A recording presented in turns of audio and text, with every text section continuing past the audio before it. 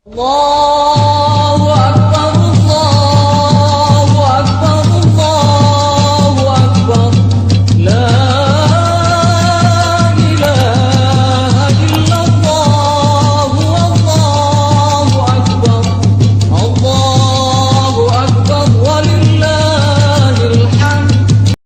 Assalamualaikum warahmatullahi wabarakatuh.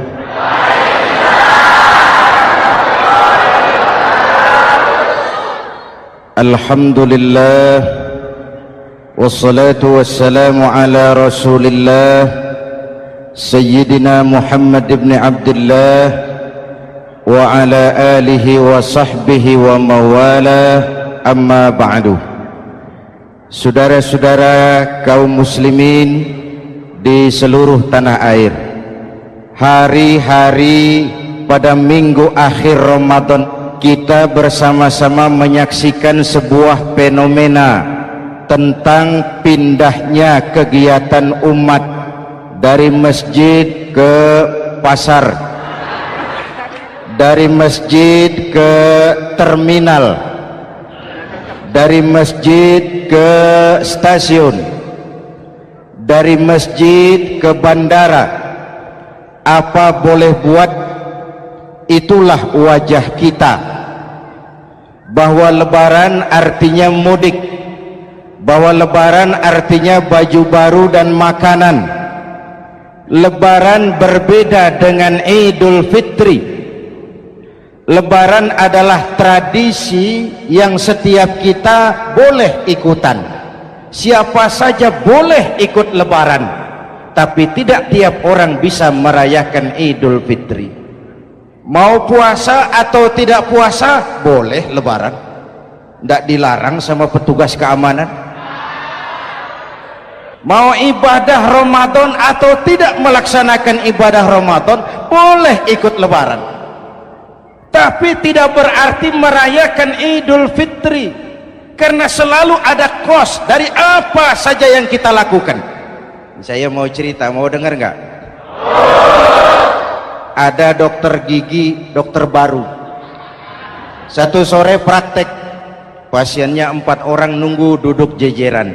Dipanggil pasien pertama, diperiksa, berlubang giginya, dicabut tanpa dibius.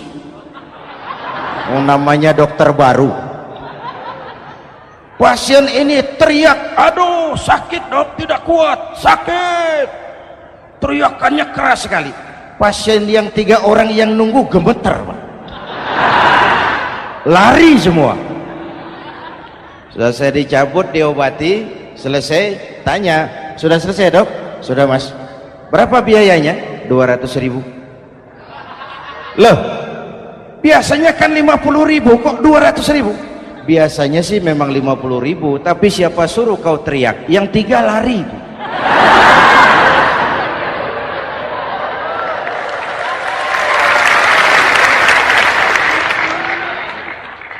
Cerita pendek ini ingin berpesan kepada kita, selalu ada ongkos yang harus kita bayar dari apa saja yang kita lakukan.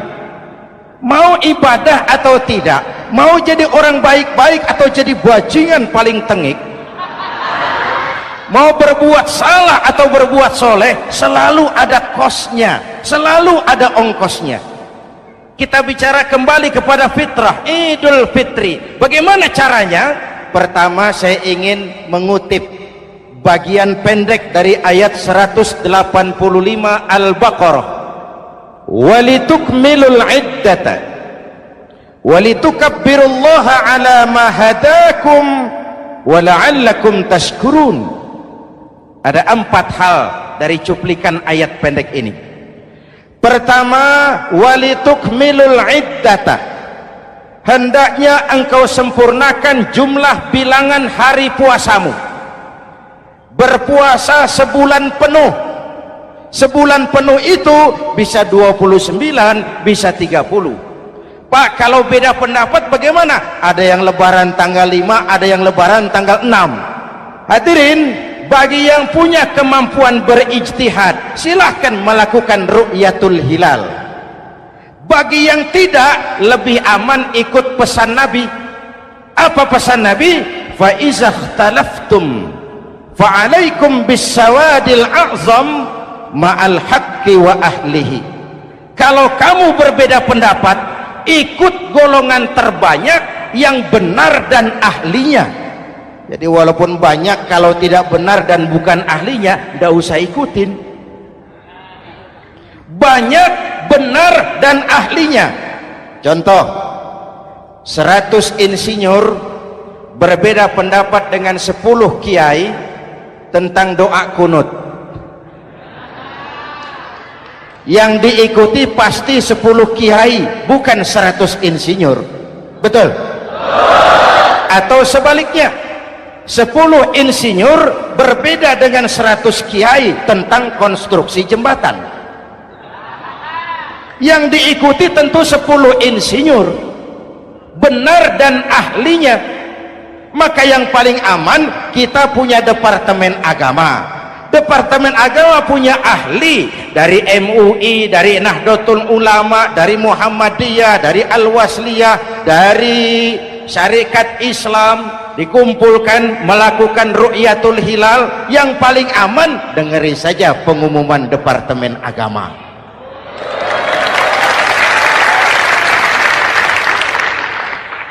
Tapi tetap menghormati mereka yang meyakini 1 Syawal jatuh pada tanggal 5. Beda boleh, marah jangan. Jelas? Saudara boleh suka tempe, tapi jangan menghina orang yang tidak suka tempe. Saudara boleh senang tahu, tapi jangan ngenyek karo wong yang senang tahu. Hadirin yang saya hormati, walitukmilul iddata. Kalau mau kembali kepada fitrah, sempurnakan jumlah bilangan hari puasamu. Makna sempurnakan di sini 2, sempurnakan 1 bulan penuh dan sempurnakan semangat puasamu. Walaupun Ramadan berakhir, puasa jangan selesai. Kenapa? Tangan kita masih tetap terus puasa dari mengambil yang bukan milik kita. Lidah kita walaupun Ramadan sudah selesai tetap berpuasa dari memfitnah dan menggunjing orang lain. Kaki kita walaupun Ramadan sudah selesai tetap puasa dari berjalan ke tempat yang tidak baik.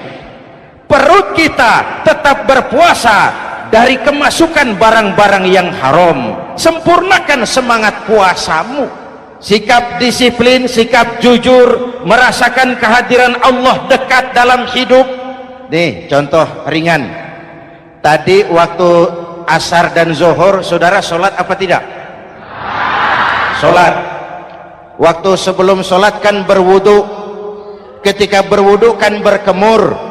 Umpama waktu berkemur itu saudara korupsi, sedikit saja airnya saudara minum, saya yakin jangankan petugas keamanan, teman wudhu sebelah pun tidak akan tahu kalau waktu berkemur saudara korupsi. Kalau selesai Ramadan ini diterjemahkan, insya Allah negara kita bersih, berkurang korupsinya. Hadirin yang saya cintai, saya kembali kepada pesan Al-Baqarah 185 tadi. Walitukmilul iddata, sempurnakan jumlah bilangan hari puasamu. Puasa sebulan penuh dan kemudian lanjutkan semangat Ramadan. Disiplin, merasakan diri di bawah pengawasan Allah. Sekarang ini Allah ditekan. Kita iman dalam ucapan tapi sekuler dalam perbuatan. Tuhan cuma ada di masjid, di kantor Tuhan hilang, maka korupsi merajalela. Tuhan cuma ada di masjid, di pasar Tuhan hilang, maka timbangan tetap curang. Iman dalam ucapan tapi sekuler dalam perbuatan. Kalau jiwa dan semangat Ramadan kita bisa terapkan, insya Allah korupsi akan berkurang. Sekarang kan kita prihatin, yang tadinya teriak-teriak wong cilik malah ribut rumah mewah. Yang tadinya teriak-teriak rakyat kecil, sekarang malah ribut soal villa 5 miliar. Ini kan menyedihkan, memilukan, dan memalukan. Tidak punya sense of crisis. Nah, saya juga nggak tahu apa itu. Udah dengerin aja, kenapa sih? Usil bener. Padahal ekonomi kita masih terpuruk, lapangan kerja sulit, jumlah pengangguran rata-rata 2 juta orang per tahun, lapangan kerja baru sulit terbuka karena investor jangankan yang dari luar mau masuk, yang di dalam siap-siap keluar. Terakhir kita dengar Sony, pabrik elektronik besar, mau cabut lagi, pindah invest ke Taiwan, menyusul pabrik silet yang di Ciputat itu. Ketika ditanya apa investasi di Cina lebih murah, tidak, dia bilang lebih mahal, cuma lebih pasti. Di Indonesia murah, cuma mejanya kebanyakan, biaya siluman, namanya siluman nggak karu-karuan, keluar uang banyak, urusan tidak pasti, capek. Disahkan undang-undang penyiaran yang justru ditolak oleh masyarakat penyiar sendiri. Industri penyiaran bakal kolaps karena sekarang ini boro-boro mereka industri televisi mau break even point, mau pulang modal, dengan ke depan bisa bangkrut. Akibatnya bisa kita pastikan, jumlah pengangguran makin bertambah.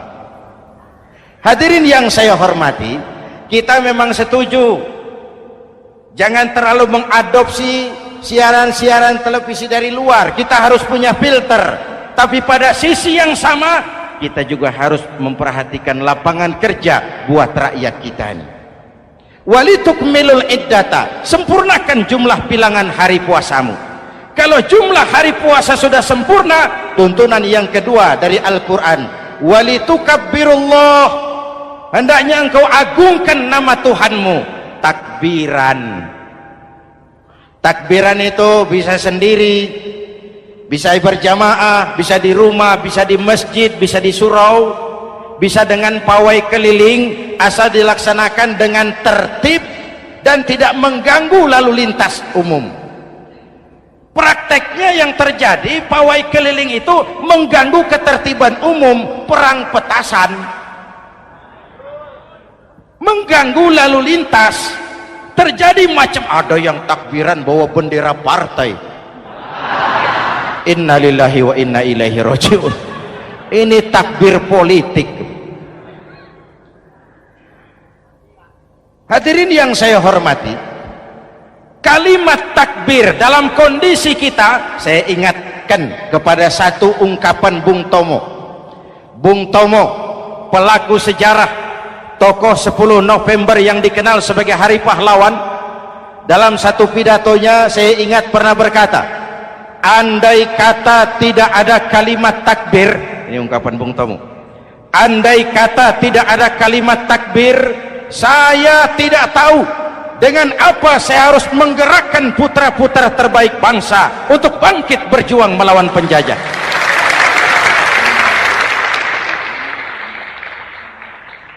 Ketika Allahu Akbar itu londo, kelihatannya kecil, meriam nggak meleduk. Dahulu orang-orang tua kita cuma ada 2 kata, merdeka atau mati. Tidak berpikir nanti kalau menang dan merdeka saya jadi wali kota di mana.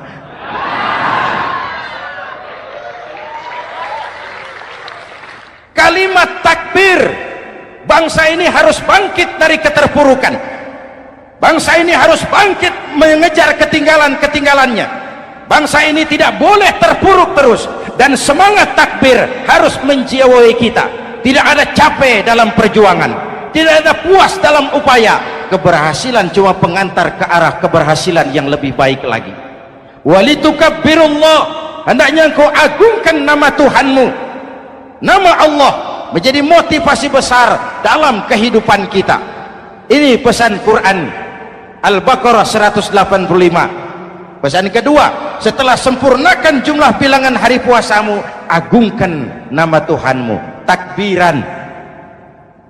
Kalimat takbir sendiri kalau kita lihat pada kalimatnya ada kata la ilaha illallah wahdah sadaqa wa'dah wa nasara 'abdah wa a'azza jundah wa hazamal ahzaba wahdah.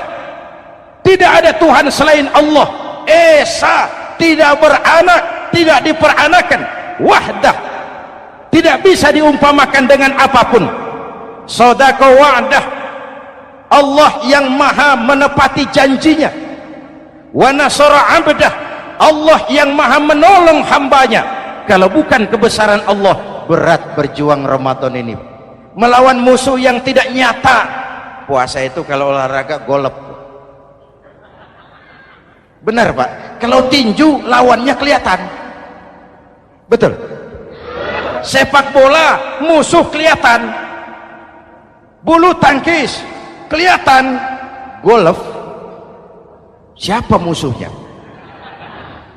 Itulah puasa, menghadapi musuh yang tidak kelihatan.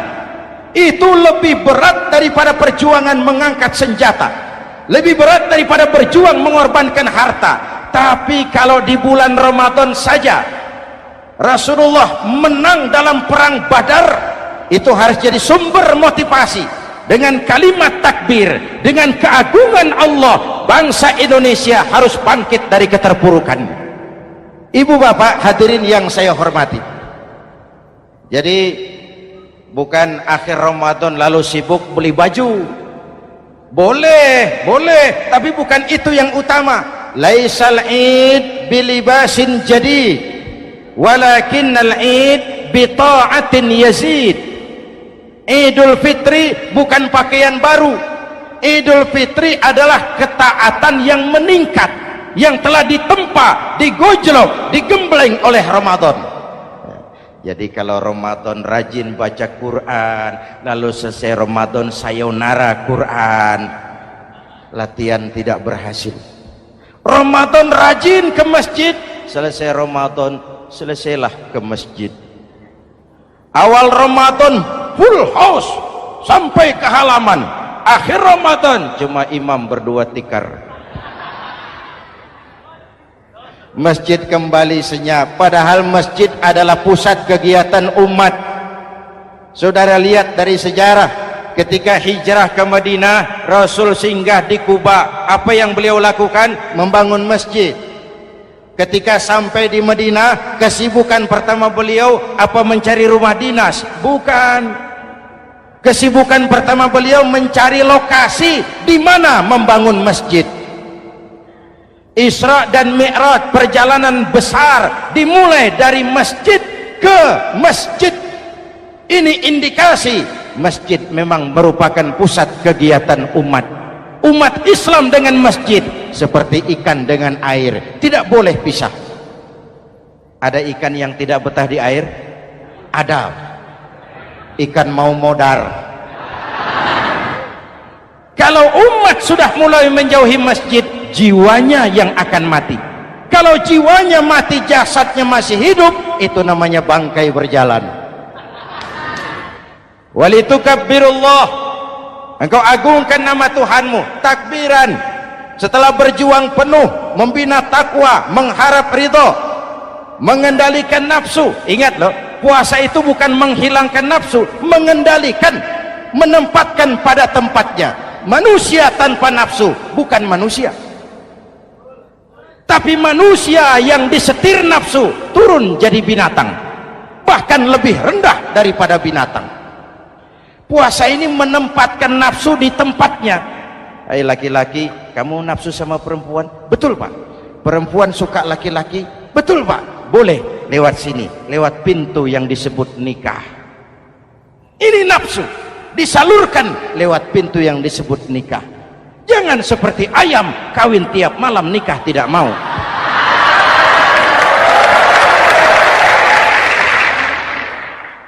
Hai manusia, nafsu kepada materi, kepengen kaya? Iya Pak, boleh. Usaha yang halal, jual beli yang halal. Wa ahallallahu al-bai'a wa harrama riba. Allah halalkan jual beli. Jangan ingin kaya lalu makan renten, ingin kaya lalu korupsi, ingin kaya lalu buka peternakan tuyul. Manusia ingin berkuasa boleh, tapi tetap punya etika dan moral. Jangan ingin berkuasa lalu fitnah, ingin berkuasa lalu mengadu domba orang, ingin berkuasa lalu menghalalkan segala cara. Puasa menempatkan nafsu pada tempatnya. Manusia yang dikendalikan nafsu lebih puas daripada binatang. Saya punya ungkapan lama, sebuas-buasnya kerbau makanannya tetap rumput. Saya belum pernah dengar ada kerbau terlalu buas lalu makan roti. Betul? Tapi manusia kalau sudah dikendalikan nafsu, manusia bukan cuma makan nasi, aspal, semen, kertas, minumnya solar, jauh lebih buas daripada binatang. Inilah puasa, arep nguwong ke wong, agar manusia itu jadi dirinya, fitrahnya, jangan dikendalikan oleh nafsu. Kita ini sudah diciptakan fi ahsani taqwim. Hadirin, yang ketiga pesan Al-Baqarah 185 tadi, setelah sempurna jumlah bilangan hari puasa lalu mengumandangkan takbir, membayar zakat fitrah. Kenapa itu kita lakukan? Mengagungkan nama Allah, ala ma hadakum, agungkan nama Allah yang telah memberikan hidayahnya kepadamu. Masya Allah nih, hidayah, kita bersyukur. Hidayah ini hak prerogatif Allah, diberikan kepada siapa saja yang dikehendaki oleh Allah. Kita bisa lihat dalam sejarah, ada anak Nabi tidak mendapat hidayah, tidak terpanggil mengikuti kebenaran yang disampaikan oleh bapaknya, namanya Kan'an, putra Nabi Nuh. Ada ayah Nabi bernama Azar, ayah Nabi Ibrahim, putranya penegak tauhid, ayahnya produsen berhala. Ada istri Nabi, istrinya Nabi Lut, tidak mendapat hidayah, tidak terpanggil mengikuti kebenaran. Lalu Abu Jahal, Abu Lahab, paman Nabi, melihat Nabi, menyaksikan mukjizat, mendengar wahyu, melihat tutur kata Nabi, hidayah tidak datang kepada dia, maka mereka tidak terpanggil mengikuti kebenaran. Kita alhamdulillah keponakan Nabi saja bukan, mendapat yang namanya hidayah ini harus kita pelihara, kita jaga baik-baik, karena ini merupakan hak prerogatif Allah. Yahdi man yasha, diberikan kepada siapa saja yang dikehendakinya. Hadirin, sembari kita mengambil pelajaran tentang Kan'an yang tidak dapat, putra Nabi Nuh. Ini saya ngambil bagian cerita sejarah, masih mau dengar? Nabi Nuh diberi umur 950 tahun, berdakwah sepanjang hidup. 800 tahun beliau dakwah, dapat pengikut tidak lebih 80 orang, rata-rata 10 tahun satu. Yang dihadapi ini umat yang kurang ajar, bandel, bajingan, tengik. Kalau diceramahi, telinganya ditutup dengan tangannya. Ini saking kurang ajarnya ini umat. Diberikan dakwah, telinganya ditutup dengan tangan. Nabi Nuh ketika di puncak kesabarannya munajat, ya Rabb, bagaimana Nuh? Siang malam saya berdakwah kepada umat ini, saya sampaikan risalahmu, saya canangkan seruanmu, saya sampaikan ajaranmu. Inni da'autu qaumi lailan wa nahara, siang malam saya berdakwah kepada umat.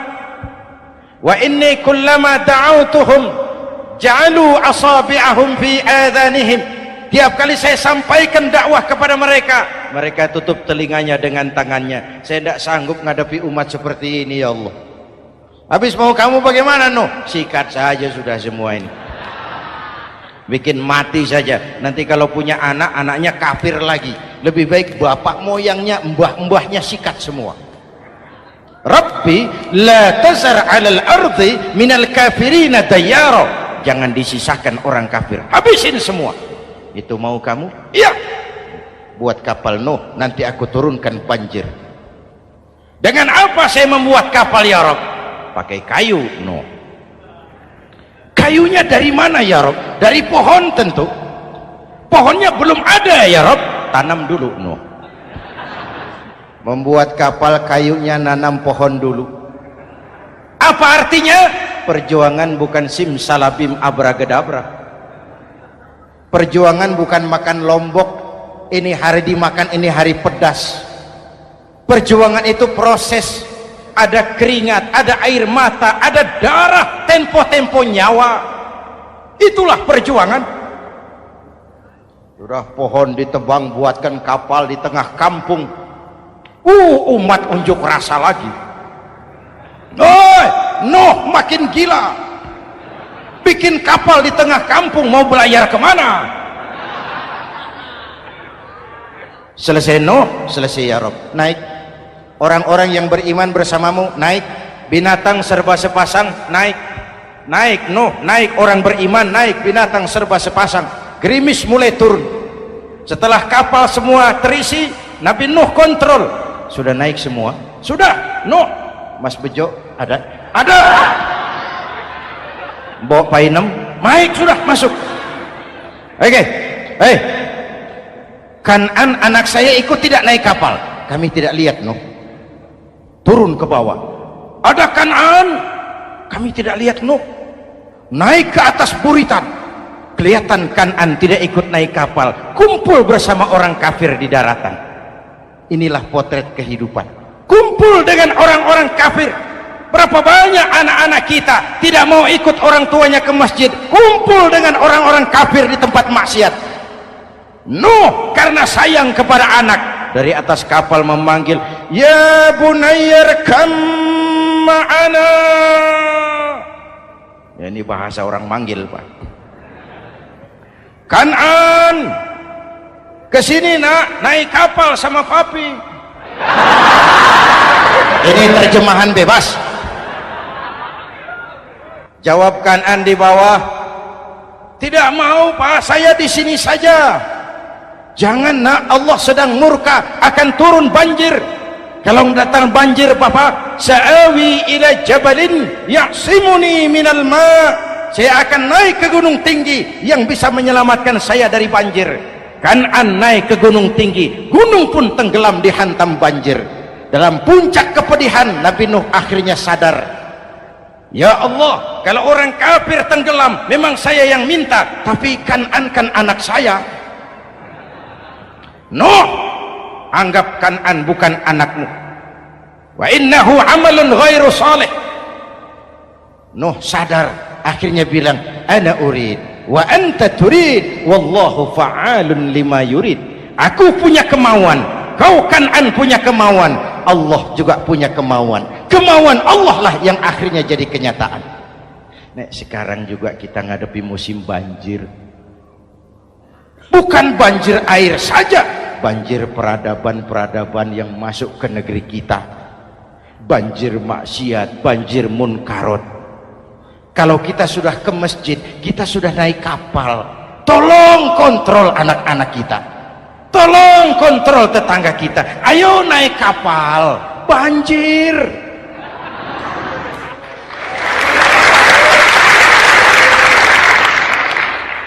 Ditutup ayat ini dengan wala'allakum tashkurun. Atas hidayah yang diberikan kepada kita, kita bisa melaksanakan ibadah Ramadan, bisa takbiran, dan diakhiri dengan ungkapan tasyakkur. Tasyakkur dan tafakkur, mensyukuri nikmat. Saya berulang kali mengingatkan, nikmat bisa berubah menjadi azab kalau kita tidak pandai mensyukurinya. Bayangkan Pak, tahun 87-an kita itu jadi negara yang berswasembada pangan. Beras kita cukup untuk rakyat kita. Sekarang kita jadi pengimpor beras terbesar. Kita beli beras ke Vietnam, kita beli beras ke Thailand, ke negara-negara yang lebih kecil dari kita. Kenapa? Karena sawah kita tanami gedung dan beton. La in syakartum la azidannakum wa la in kafartum inna adzabi lasyadid.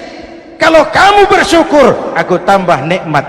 Kalau kamu ingkar, tidak pandai bersyukur, awas, azabku pedih.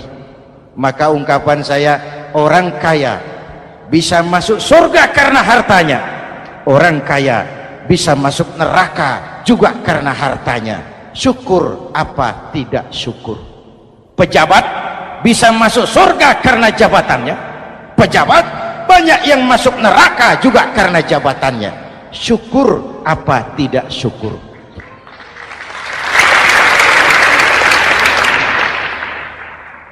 Orang alim, kiai bisa masuk surga karena ilmunya. Orang alim pun bisa masuk neraka lebih dulu dari penyembah berhala juga karena ilmunya. Syukur apa tidak syukur? Kasih jabatan sebagai pemimpin lalu menyadari sayyidul qaumi khadimuhum. Pemimpin suatu umat adalah pelayan bagi umat itu. Pelayan harus melayani, bukan minta dilayani. Selama ini kita memandang jabatan itu jalan pintas menuju kaya. Jabatan itu artinya kekuasaan dan fasilitas. Maka yang lahir rampok-rampok baru.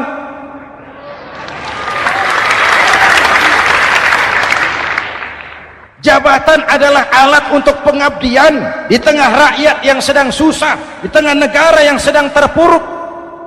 Kita memerlukan pemimpin-pemimpin yang sadar sayyidul qaumi khadimuhum. Pemimpin suatu kaum adalah pelayan bagi kaum itu sendiri.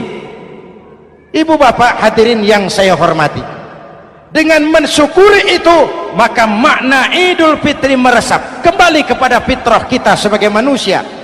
Fitrah kesucian. Secara sederhana orang gambarkan kembali kepada fitrah seperti bayi baru dilahirkan oleh ibunya, bersih, suci, tanpa dosa, lantaran sudah dibersihkan oleh ibadah Ramadan. Tapi para ulama khalaf ada yang mengartikan fitrah itu kecenderungan kepada kebajikan, kecenderungan kepada kebaikan. Itu juga fitrah. Kembali kepada fitrah manusia, kecenderungan untuk berbuat baik. Kita lahir bayi tidak punya dosa, betul?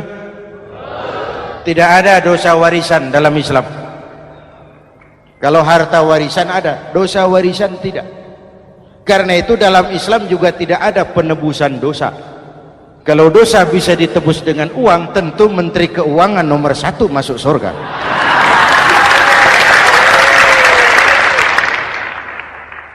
Dosa dalam Islam ditebus dengan taubat, langsung kepada Allah, sonder calo. Hadirin yang saya hormati, kembali kepada fitrah seperti bayi baru dilahirkan oleh ibunya, bersih, tidak punya dosa kepada Allah lantaran sudah dibersihkan oleh ibadah Ramadan. Soalnya kemudian kita kan tidak hanya bersalah kepada Allah, kita ini juga bergaul dengan sesama manusia, betul? Sebuah hadis, sahabat ditanya oleh Rasul, atadruna manil muflis? Saudara-saudara, tahu kamu siapa orang yang bangkrut? Oh Rasul, orang bangkrut yang tidak punya uang, orang bangkrut yang tidak punya harta. Salah, kata Rasul. Innal muflisa min ummati, yang bangkrut dari golongan umatku, yang besok di hari kiamat datang menghadap Allah dengan membawa pahala solat, membawa pahala zakat, membawa pahala haji, membawa pahala sedekah pada satu pihak. Sementara pada sisi yang lain, sebelah kiri, orang ini juga datang membawa kesalahan karena pernah mencaci maki orang, pernah memfitnah orang, pernah memakan harta orang dengan cara yang zalim. Satu sisi bawa kebajikan, sisi lain bawa kesalahan. Kalau ini yang terjadi, bagaimana nasib kita, kata Nabi? Tuhan, ini pahala solat saya, ini solat yang wajib, ini yang sunnah, rawatibnya, nawafilnya. Datang orang, sebentar Tuhan, apa? Dia memang rajin solat, tapi saya pernah dicaci maki, hancur nama saya, remuk hati saya. Di dunia saya tidak bisa membalas karena dia lebih berkuasa. Sekarang saya menuntut keadilan. Betul? Iya Tuhan. Sini pahala solatmu, kasih orang yang kau caci maki.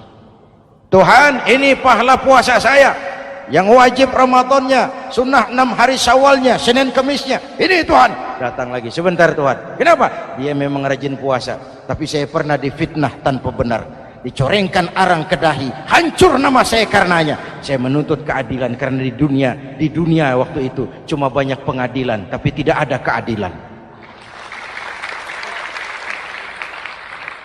Benar? Benar. Ini pahala solatmu, kasih orang yang kau fitnah.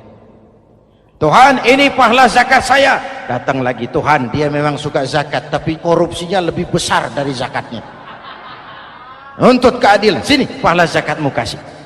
Kalau habis pahala kebaikan, orang yang menuntut masih banyak, diambillah dosa orang yang kita sakiti, diberikan kepada kita. Pahala dipreteli, dosa diberikan. Apa enggak bangkrut? Ibarat orang dagang, modal habis, tagihan hutang datang terus. Kenapa? Orang ini cuma baik hubungannya kepada Allah, tapi tidak baik hubungannya dengan sesama manusia. Karena itu dalam konteks dengan fitrah, manusia makhluk yang fitrah. Apa fitrah itu? Pertama, manusia makhluk yang bertuhan, itu fitrah. Mengingkari Tuhan, mengingkari fitrah. Yang kedua, manusia makhluk sosial, zon politikan, itu fitrah. Kita tidak bisa hidup sendiri. Betapa dan siapapun kita memerlukan yang lain. Maka nuansa Ramadan intinya adalah silaturahmi. Nuansa Idul Fitri, silaturahmi antar sesama kita. Ada baiknya saya ingatkan lagi sebuah hadis. Masih mau dengar? Selesai sholat Id, sahabat mendengar Rasul mengucapkan amin 3 kali. Amin, amin, amin. Ya Rasul, ada apa? Tadi turun Jibril selesai sholat, mau berdoa. Muhammad, aku mau mohon kepada Allah, mau kau aminkan? Silahkan Jibril. Jibril doa, Rasul amin. Doanya 3 macam permohonan, maka Rasul 3 kali mengucapkan amin. Kalau sudah Jibril yang doa, Rasul yang amin, apa ya doanya ditolak? Apa isi doanya? Yang pertama, ya Allah, doa malaikat Jibril, hari ini 1 Syawal, waktu itu doanya, saya mohon kepadamu, jangan engkau terima puasa dan ibadahnya anak yang durhaka kepada ibu bapaknya. Rasul mengucapkan amin. Renungan buat kita. Itu sebabnya barangkali sesibuk-sibuk di Jakarta masih mau mudik nemui orang tua. Yang kedua, ya Rabb, saya mohon kepadamu, jangan engkau terima puasa dan ibadahnya istri yang durhaka kepada suaminya. Amin. Kedengaran Bu? Ada ibu-ibu tanya, Pak, kalau suami yang durhaka sama istrinya bagaimana? Hadisnya tidak menjelaskan itu, Bu.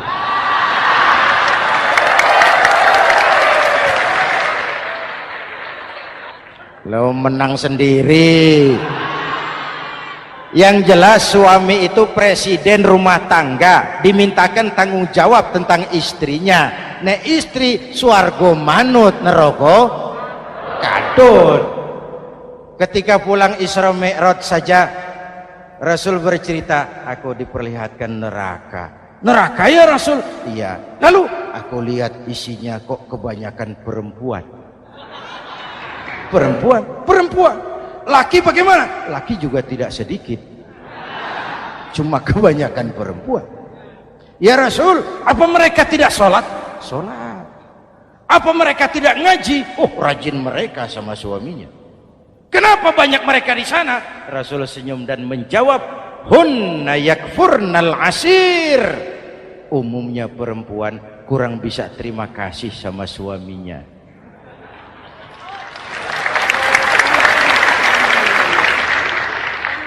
Ini penyakit turunan. Oi, ngaku oi. Lalu yang ketiga, ya Allah, hari ini saya mohon kepadamu, jangan engkau terima puasa dan ibadahnya muslim yang tidak mau memaafkan sesama saudaranya muslim. Memaafkan lebih berat daripada meminta maaf, tapi memberi maaf lebih mulia daripada meminta maaf. Inilah nuansa mengembalikan semangat saling menghargai, saling mencintai, keutuhan, kerukunan, dan kedamaian. Sudah capek kita rakyat dengan konflik, sudah capek kita dengan mengedepankan perbedaan dan bukan persamaan. Sudah waktunya kita berbeda tapi tetap bergandengan, tetap bersama menyongsong hari esok yang lebih baik. Mintalah ridho ibu bapak, suami kepada istri, istri kepada suami, dan memaafkan sesama saudara muslim sehingga kita benar-benar kembali kepada fitrah. Terima kasih dan mohon maaf, semoga ada manfaatnya. Usikum wa nafsi bitaqwallah. Wassalamualaikum warahmatullahi wabarakatuh.